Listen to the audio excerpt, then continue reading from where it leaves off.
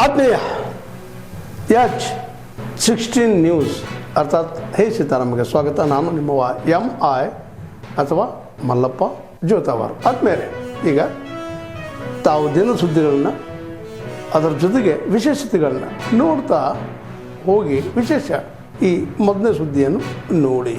ಹಾವಳಿ ಹೆಚ್ಚಾಗಿದೆ, ಮಹಿಳೆಯರಿಗೆ ರಕ್ಷಣೆ ಇಲ್ಲ. ನಮ್ಮ ದಾವಣಗೆರೆ ಉಸ್ತುವಾರಿ ಸಚಿವರಾದ ಎಸ್ ಮಲ್ಲಿಕಾರ್ಜುನ್ ಅವರು ಅವರ ಆಪ್ತರೇ ಹೀಗಾಗಿ ನಮ್ಮ ದಾವಣಗೆರೆಗೆ ಮಹಿಳೆಯರಿಗೆ ರಕ್ಷಣೆ ಬೇಕು, ರಕ್ಷಣೆ ಇಲ್ಲ ಅಂದರೆ ಏನದು. ಒಬ್ಬರು ಪ್ರಭಾ ಮಲ್ಲಿಕಾರ್ಜುನ್ ಅವರು ಹೆಣ್ಣಲ್ವಾ, ಅವರಿಗೂ ಈಗ ಆಗಿರೋದೆಲ್ಲ ಗೊತ್ತು. ಅದ್ರ ಬಗ್ಗೆನಾದರೂ ಏನಾದರೂ ಒಂದು ಸುಳಿವು ಕೊಡ್ತಾ ಇಲ್ಲ ಅವರು ಸುಮ್ಮನಿದ್ರೆ ಹೆಂಗೆ. ಹಾಗಾಗಿ ನಮ್ಮ ಮಹಿಳಾ ಮೋರ್ಚಾದಿಂದ ಈ ದಿನ ಎಲ್ಲರೂ ಸೇರಿ ಪ್ರತಿಭಟನೆ ಮಾಡ್ತಾಯಿದ್ದೀವಿ. ಅವನು ಗುಂಡಾಗಿರಿ ಮಾಡ್ತಾ ಇರೋನು ಅವ್ರ ತಾಯಿನೂ ಹೆಣ್ಣೆ, ಅವ್ರ ಹೆಣ್ಣಿಂದಲೇ ಬಂದಿರೋದು. ಅವನೇನು ಹಂಗೆ ಉದ್ಭವ ಆಗಿಲ್ಲ. ಆದ್ರೂ ಹೆಣ್ಣು ಮಕ್ಕಳ ಬಗ್ಗೆ ಆ ಥರ ಅಸಭ್ಯವಾಗಿ ಮಾತಾಡೋದು, ಕೈ ಮಾಡೋದು, ಪೊಲೀಸ್ ಮೇಲೆ ದೌರ್ಜನ್ಯ ಮಾಡ್ತಾರೆ ಅವರು. ಮಾಮೂಲಿ ಇರೋಂಥ ಜನಗಳ ಮೇಲೆ ಮಾಡ್ದಲೇ ಇರ್ತಾರೆ ಅವರು. ಹಾಗಾಗಿ ಈ ಒಂದು ಪ್ರತಿಭಟನೆ ಮಾಡ್ತಿದ್ದೀವಿ. ಅವು ಈ ದಿನಗಳಲ್ಲಿ ಎಚ್ಚೆತ್ಕೊಂಡಿಲ್ಲ ಅಂದರೆ ನಾವಿನ್ನೂ ಉಗ್ರವಾದ ಹೋರಾಟ ಮಾಡ್ತೀವಿ. ಮಹಿಳಾ ಮೋರ್ಚಾದಿಂದಲೇ ಉಗ್ರವಾದ ಹೋರಾಟ ಮಾಡ್ತೀವಿ. ಇಲ್ಲ ಅಂದರೆ ನಾವು ಎಸ್ ಮಲ್ಲಿಕಾರ್ಜುನ್ ಆಪ್ತಾರಲ್ಲ ಅವ್ರ ಮನೆಗೆ ಮುತ್ತಿಗೆ ಹಾಕ್ತೀವಿ. ಅದಂತೂ ಖಂಡಿತ. ಎಲ್ಲರಿಗೂ ದಾವಣಗೆರೆಯಲ್ಲಿ ರಕ್ಷಣೆ ಬೇಕು, ನಮ್ಮ ಕರ್ನಾಟಕದಾಗೆ ರಕ್ಷಣೆ ಬೇಕು ಹೆಣ್ಮಕ್ಳಿಗೆ. ಎಷ್ಟು ಸಚಿವರ ಮೇಲೆ ಅವ್ರು ಹಾಕ್ತಾರೆ ಅಲ್ವ, ಅವರೆಲ್ಲರೂ ಎಲ್ಲದಕ್ಕೂ ಒಂದು ಪ್ರತಿಯೊಂದಕ್ಕೂ ಈಗ ಯಾರ್ಯಾರು ಅರೆಸ್ಟ್ ಆಗಿದ್ದಾರೋ, ಡ್ರಗ್ಸ್ ಮಾಫಿಯಾ, ಅಕ್ಕಿ ಮಾಫಿಯಾ, ಗುಂಡಾಗಿರಿ ಮತ್ತು ಇವೆಲ್ಲ ಮಾಡಿದ್ದಾರೆ ಅಂದಮೇಲೆ ನಾವು ಅವ್ರ ಮನೆ ಮೇಲೆ ಮುತ್ತಿಗೆ ಹಾಕಬೇಕು. ಆವಾಗ ಆದರೂ ಅವರು ಹೆಣ್ಣುಮಕ್ಳ ಮೇಲೆ ರಕ್ಷಣೆ ಕೊಡೋಕ್ಕೆ ಎಚ್ಚೆತ್ಕೊಳ್ತಾರೆ ಅಂತೇಳಿ ಅಂತ.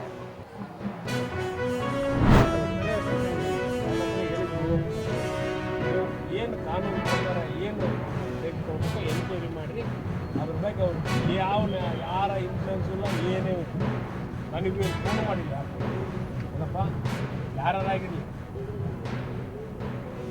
ಅದು ಏನು ರೂಲ್ಸ್ ಪ್ರಕಾರ ಏನಿದೆ ಕಾನೂನು ಪ್ರಕಾರ ಆರೋಗ್ಯ ಯಾರು ಡಿಸ್ಚಾರ್ಜ್ ಮಾಡ್ತಾರೆ ಅಂದ್ರೆ ಯಾರು ಆಗಲಿಲ್ಲ ಇವತ್ತೇನು ಡಿಸ್ಚಾರ್ಜ್ ಮಾಡ್ತಾರೆ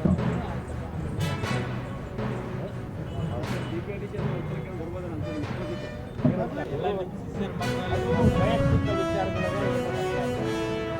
ಅವರು ನಮಗೂ ಕಾನೂನು ದೃಷ್ಟಿಯಾಗೆ ಎಲ್ಲರೂ ಒಂದೇ.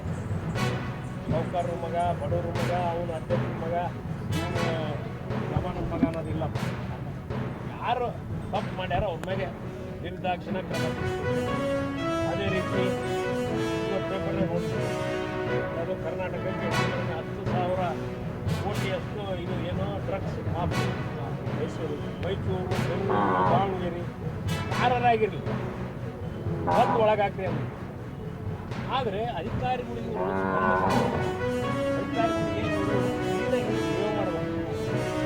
ಯಾರನ್ನು ಬಂಧನ ಮಾಡಿದರು, ಹುಸೇನು, ಫೈಜಾನ್, ಅಬ್ರಾರ್ ಮತ್ತು ಆಯಾನ್ ಅಂತ ಹೇಳಿ. ಅದಕ್ಕೆ ಘಟನೆಗೆ ಸಂಬಂಧಪಟ್ಟಂತೆ ಈಗಾಗಲೇ ನಾನು ಅವತ್ತಷ್ಟು ಮಾಹಿತಿ ಕೊಟ್ಟಿದ್ವಿ. ನಿನ್ನೆ ಕೂಡ ಪ್ರೆಸ್ ನೋಟ್ ಕೊಟ್ಟಿದ್ವಿ, 4 ಆಗಿದೆ ಅಂತ ಹೇಳಿ.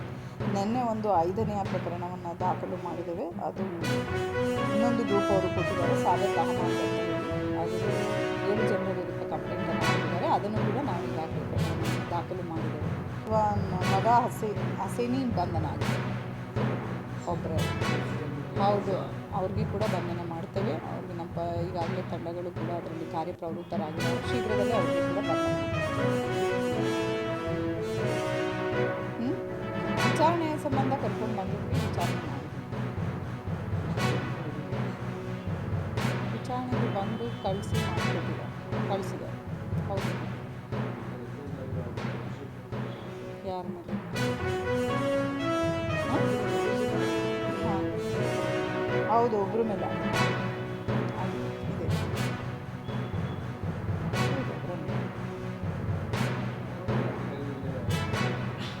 ಅದ್ರ ಸಂಬಂಧ ಕೂಡ ಪ್ರಕರಣ ದಾಖಲಾಗಿದೆ. ಅದಕ್ಕೆ ಸಂಬಂಧನೂ ಕೂಡ ಅರೆಸ್ಟ್ ಮಾಡಿದ್ದಾರೆ. ಅಲ್ಲಿ ಆ ಕೇಸ್ನಲ್ಲಿ ರಾಣಿ ಮಹಲ್ ಹತ್ರ ಮದೀನಾ ಆಟೋ ಸ್ಟ್ಯಾಂಡ್ ಹತ್ರ ಆಗಿರೋ ಪ್ರಕರಣಕ್ಕೆ 3 ಜನದ ಮೇಲೆ ಕೊಟ್ಟಿದ್ರು. ಇಲ್ಲಿ ಸಂಬಂಧ ಒಬ್ಬರು ಕೊಟ್ಟಿದ್ರು. ಅದಕ್ಕೆ ಕೂಡ ಅದರಲ್ಲೂ ಕೂಡ ಬಂಧನ ಮಾಡ್ತಾರೆ. ಆರಂಭ ಆಗಿ 66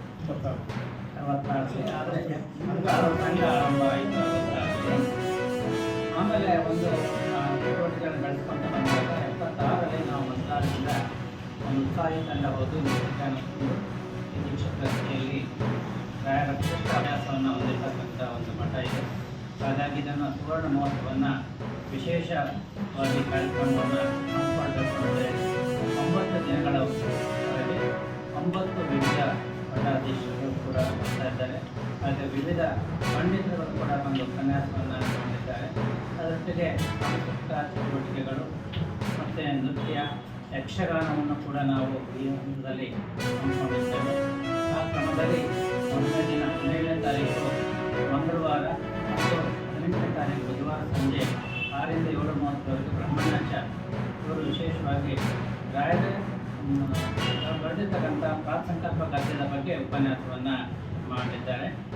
18ರ ರಾತ್ರಿ ಶ್ರೀ 1800 ಉತ್ಪಾದನೆ ಮಾಡಲು ದಾವಣಗೆರೆಗೆ ಆಗಮಿಸ್ತಾ ಇದ್ದಾರೆ. ಅವರನ್ನು ರೋಜನಾಚಾರ ಸೇವಾ ಸಂಘದಿಂದ ಬೆಳವಣಿಗೆ ಮೂಲಕ ನಮ್ಮ ದೀಕ್ಷಿತರಿಗೆ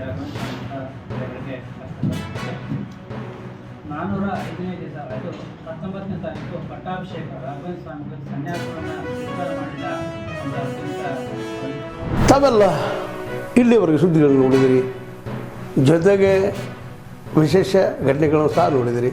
ಅದು ನಿಮಗೇನು ಅನ್ನಿಸ್ತು? ನಿಮಗೆ ಲೈಕ್ ಮಾಡಿರಿ, ಶೇರ್ ಮಾಡಿರಿ, ಕಾಮೆಂಟ್ ಮಾಡಿರಿ, ಜೊತೆಗೆ ಸಬ್ಸ್ಕ್ರೈಬ್ ನಿಲ್ಲಿಸ್ಬೇಡ್ರಿ. H16 ನ್ಯೂಸ್ ಅರ್ಥಾತ್ ಈ ಸಿದ್ದರಾಮಯ್ಯ ಸತ್ಯದ ಕೈಗನ್ನಡಿ ವಂದನೆಗಳು.